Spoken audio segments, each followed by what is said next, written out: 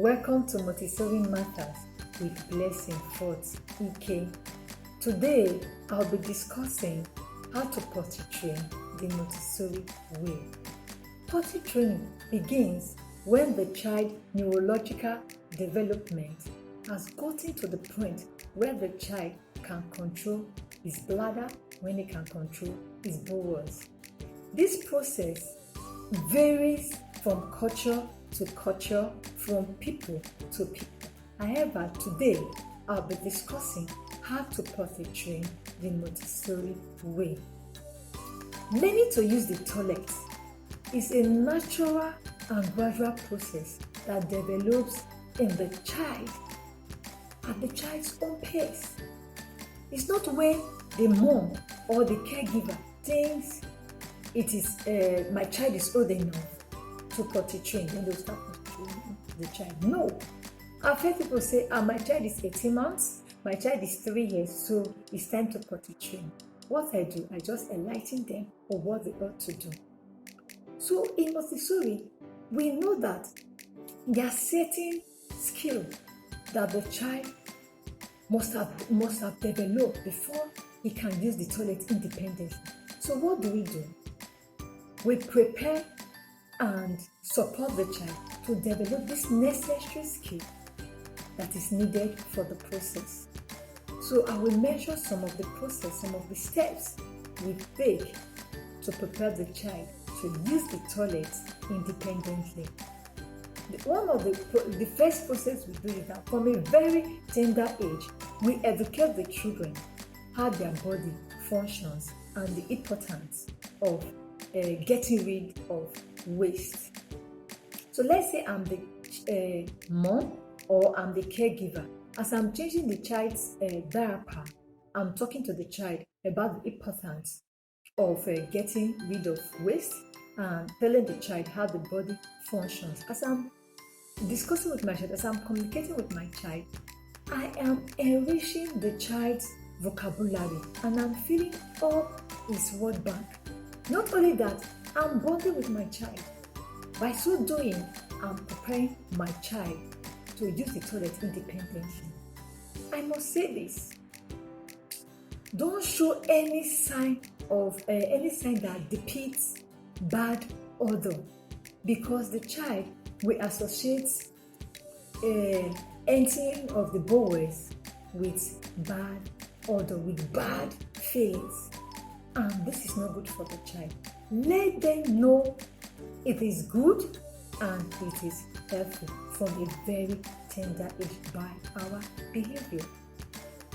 Another way we prepare the children for to use the toilet independently is that when we notice that they are attracted to wanting to flush the toilet or play with water, we don't scare them away, we don't shout at them. What we do, we show them how to use it, we will direct them.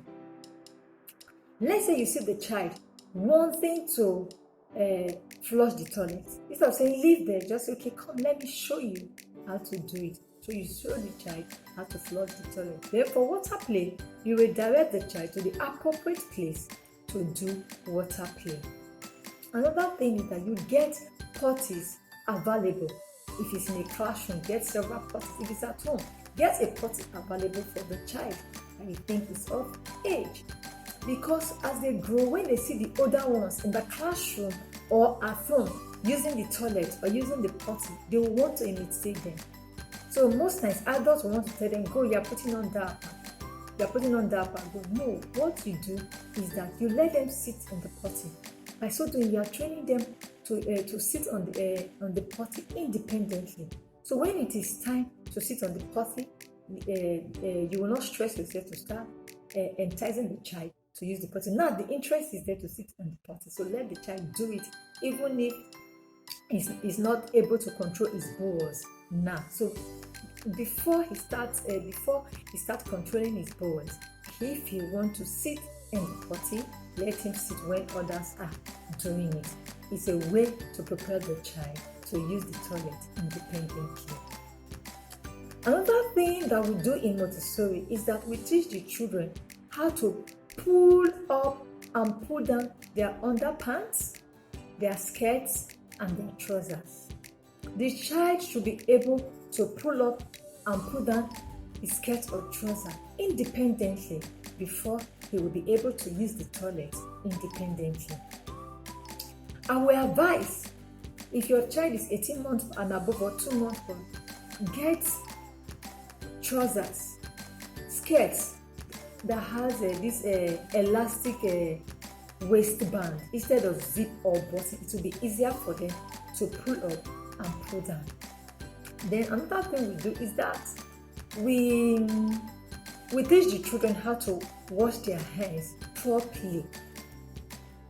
Washing of hands is a good hygiene, and a child cannot use the toilet independently if the child doesn't know how to wash his or her hands. So you must teach them the right way to wash their hands, how to dry it. Then the next step, after you've done that, the next step is to teach them how to close and open door. You see, it's progressive. You teach them how to close and open door. Show them how they can put their hands on the handle, press it down, and put to themselves if they want to open. Then when they want to lock, they release it and push it in. So you are developing the child, you are helping the child develop the necessary skills needed for the process. So after you have done all this, read books to them on how to use the toilet independently. Over time, you will start noticing that your child is wanting to imitate the characters in the book. When you start noticing this, you know that the interest of your child to use the toilet is increasing. So now it is time to get the bathroom ready, to make the bathroom independent for the child to use. How do you do that? First of all, make sure the door handle is within reach. That means the child can hold it and pull it. That is why you needed to teach the child how to open and close door. So now the door handle should be within reach. It should not be what the child will stress himself to open. So the child open it independently. Another way you can get the bathroom ready is that you get step stools or step stool if it's one child, if it's not a classroom, for the child to step on to use the toilet. And get child size seat cover to put on the toilet. You know, they have the child seat cover to put on the toilet so that the child will be comfortable and you will be at ease. You know, saying, hope my child is not falling in. So you get that child side and put it. By so doing, the child is ready to use the toilet independently. So you cannot let them go in and use the toilet.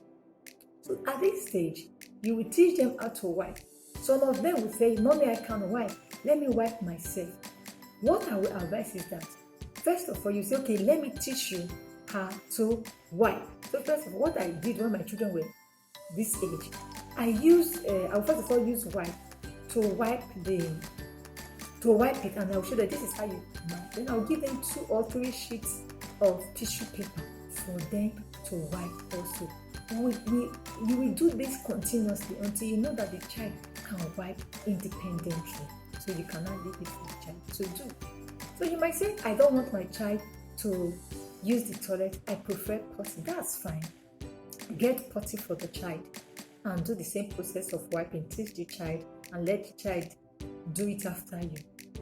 Almost anytime he empties his or her bowels, so you allow the child to do it. So, but I will say this: make sure the potty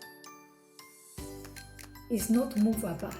It's in a fixed place. The child knows where the potty is kept. Because if the potty is moved from place to place, it might confuse the child. So whenever the child is pressed, the child will don't know where to go. And this might lead to mistake. The child might put away on his body. That's why it is advisable you leave the potty in a fixed location. I think that's that. Then I will say this: once the child can do that,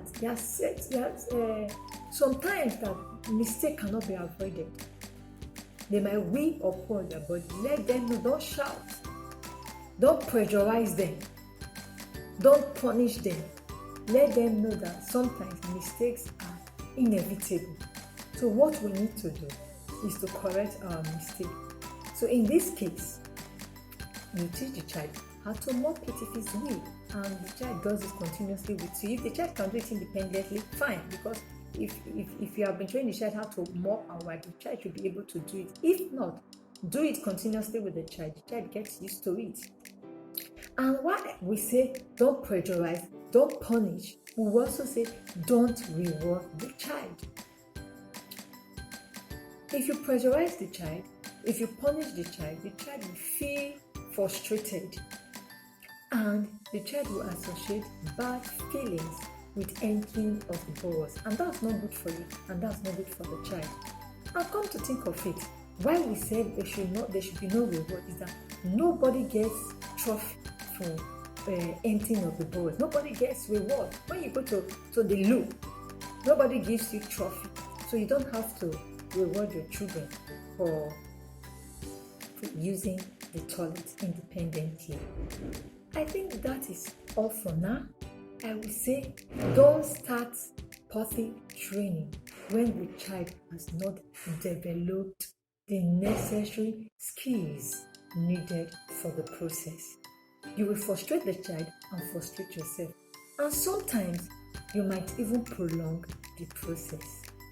I believe today's episode is useful to you. Please give it a thumbs up, share it with family and friends, and I will see you in the next episode. Bye.